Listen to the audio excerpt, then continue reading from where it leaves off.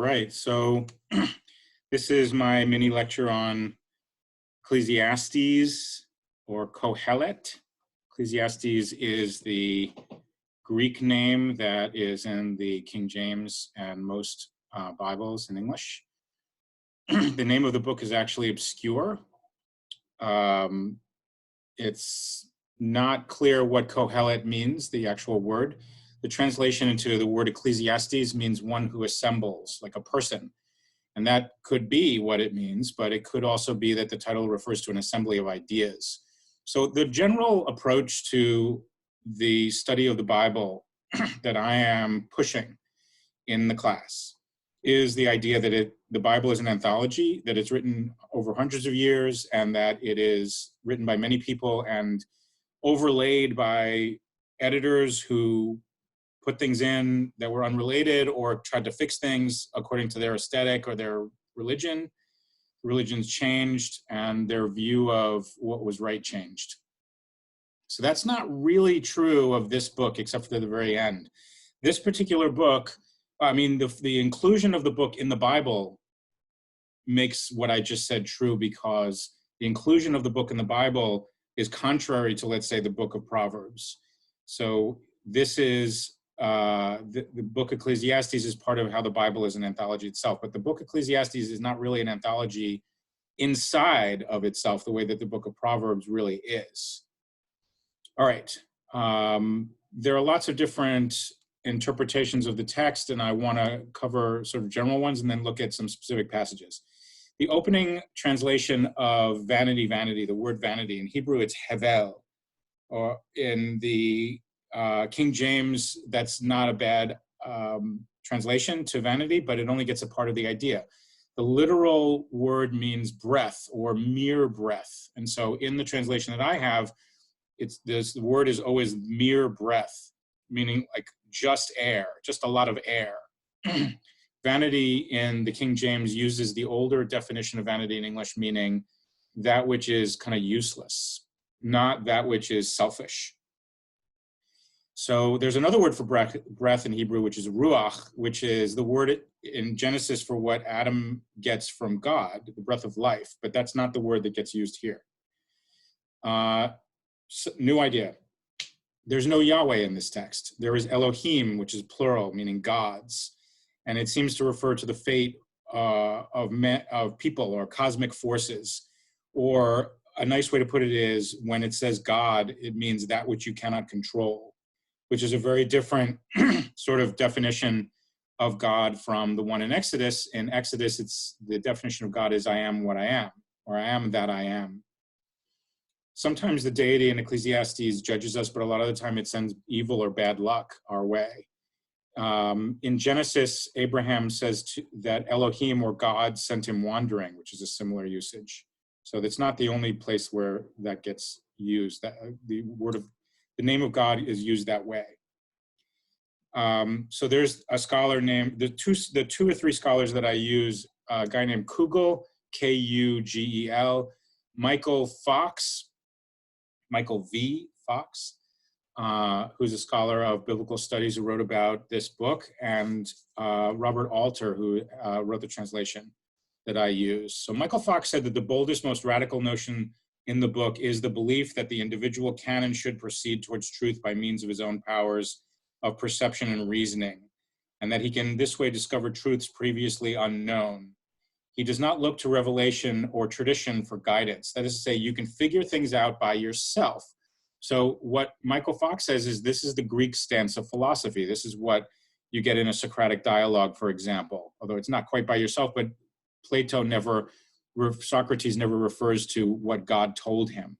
So we're going to look at examples of that. The ending of the book seems like it's been tacked on because it's much more conservative and traditional. The book deals with traditional things, but it doesn't have traditional points of view, except at the very end. It ends on a meta question, and a lot of the stuff in the book of Proverbs is attacked in the book, Qohelet. There are anti-proverbs, and we'll see them. In particular, chapter 1, number 18, chapter 7, number 1, chapter 7, 15 to 17. Those are what I call anti-proverbs, but we'll take a look at those. Often, we don't know why the subject of the book seems to change. It's not systematic, so it's not like a Greek dialogue in that sense. When you're reading The Republic by Plato, you're reading a very, very systematic, step-by-step argument that leads to a certain place. What is the perfect state? And what is the good? And what is, he builds machines which he then uses as tools to create the Republic. That's not what happens here.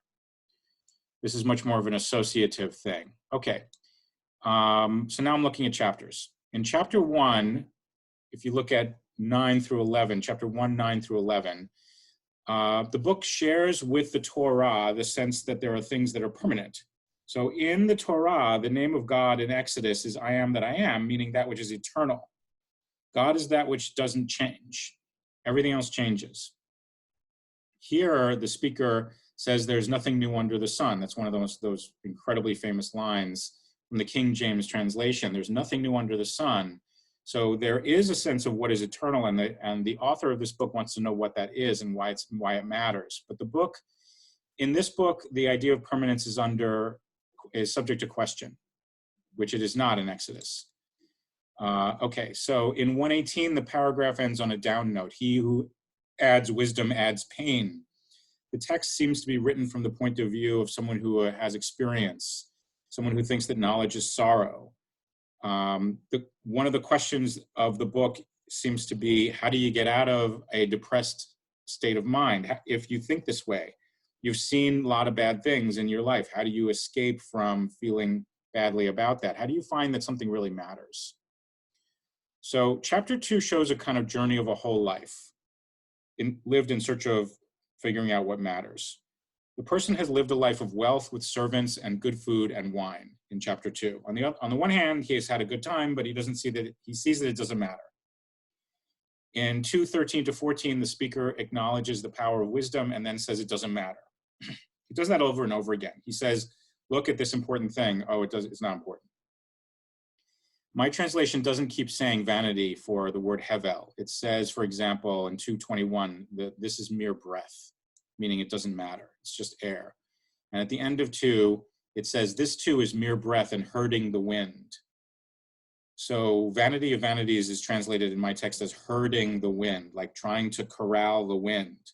The writer uses images, not abstract ideas, to make clear what's being said. So this is not the world of Plato. Chapter 3. This is the most famous of the poetry of the text.